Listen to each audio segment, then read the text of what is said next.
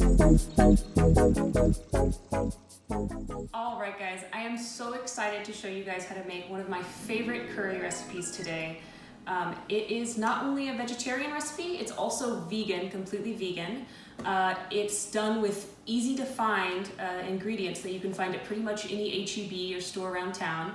And you can prep a whole bunch of it ahead of time and then have enough food at your disposal to go on for the whole week if you wanted to. So you have a healthy meal for the whole week, little bit of time, 30 to 45 minutes. All right, let's get started. First, you want to start by dicing up all of your ingredients ahead of time. I started with my sweet potatoes, getting them nice and cubed. You want them all to be about this size, roughly the same size as close as you can possibly get. Next, you want to get either one large or two medium to small onions and dice those up nicely, getting them all roughly the same size, similar to how we did our potatoes. All about this size. Super, super cool, thumbs up. Next, peel, cut the ends off, and mince your garlic. Obviously, don't do it like this. This is not how you do it. I just got super bored and got very silly. But this should be your end result. Next, peel and cut up your ginger, and then you can either grate it with a grater like this, or you can use a knife and just cut it up really fine, and you should get 4 teaspoons like this. Now is an excellent time to start making your rice. Do make sure that you're using whole grain brown rice. Whole grain rice with chickpeas makes a complete protein, so pretty important.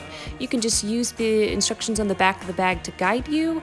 I went ahead and added some oil, salt, pepper, turmeric, and parsley to mine, but you can make yours any way you want. You can just follow the bag, whatever you're comfortable with. Next, bringing us back to our curry, let's turn the burner up to about medium-high heat. And in our big old pot here, we're going to add our oil. You can use olive oil or vegetable oil. I prefer olive.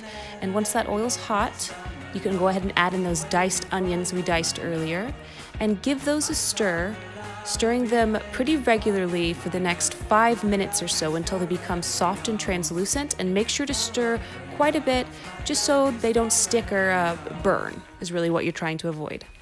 Once your onions look good, add in the garlic, ginger.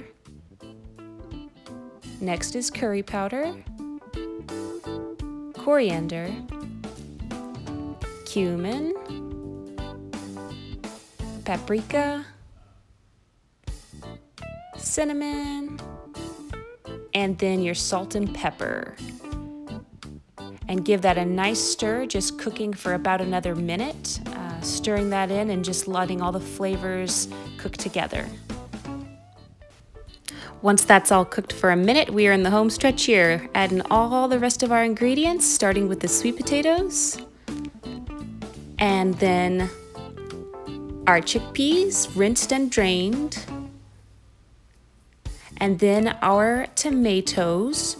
You are welcome to roast your own if you want to roast fresh. I just went straight up diced. I'm going for convenience here, y'all.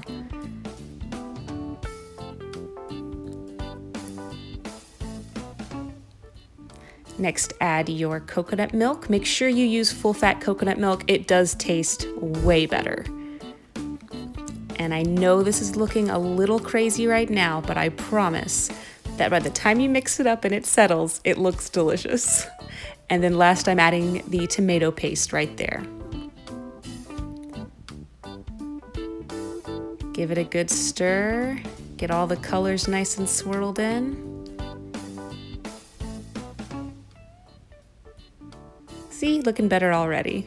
Much better. And I'm just gonna give this a really good stir, and then I'm going to let it come to a boil. All right, go ahead and turn up your heat setting all the way to high and give your curry a few more stirs. You want to make sure it gets nice and bubbly like that with lots of steam before you turn it back down to low. We're going to let it simmer for about 20 to 30 minutes depending on how small you cut your potatoes. I'll show you how to check that when the time comes. But just give it a few more stirs, and then we are going to cover it and just let it sit, checking on it occasionally, giving it a stir, making sure nothing's sticking to the bottom. Now is a great time to check on our rice. Mine looks done. Just give it a little fluff up, looking good. If yours isn't quite done at this point, then no worries. Just don't forget to keep checking up on it. All right, you should have been checking regularly just to make sure nothing's sticking, but after about the 15 to 20 minute mark, it's time to check your potatoes. Go ahead and pierce a fork through one or two of them, and if the fork goes through really easily through your potato, then that means that it's good to go. All right, we are almost done. Last step, add our spinach in, and we're just gonna give that a few stirs, just making sure it's evenly distributed throughout an entire curry. And we can even turn off the heat right now if we wanted to. It's just gonna wilt in about 2 minutes or so. It's gonna be time to eat. Woohoo! All right, guys, we did it. Look at this beautiful food that we have to eat on all week long.